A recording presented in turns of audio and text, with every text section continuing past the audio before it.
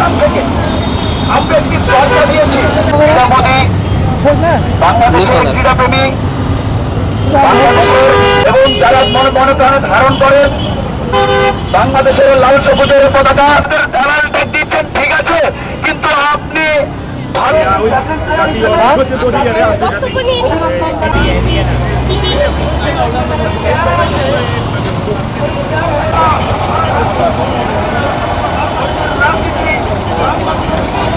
এই লাল সবুজের পতাকা এবং এই কাজটি তারা গায়ে মাথায়।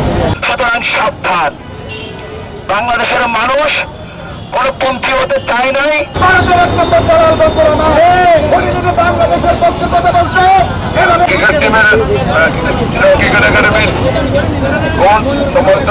জানে তামিম ইকবাল দীর্ঘদিন ধরে চট্টগ্রাম থেকে জাতীয় পর্যায়ে বাংলাদেশের ক্রীড়াঙ্গনকে উন্নতম বিশ্বে তিনি নিয়ে গেছেন। মানববন্ধন থেকেই শুরুতেই বলে রাখছি, আমরা সেই নাজমুল ইসলামের বিসিবি থেকে পক্ষপাত দুষ্ট একজন লোককে বিসিবি থেকে অনতিবিলম্বে পদত্যাগ করতে হবে।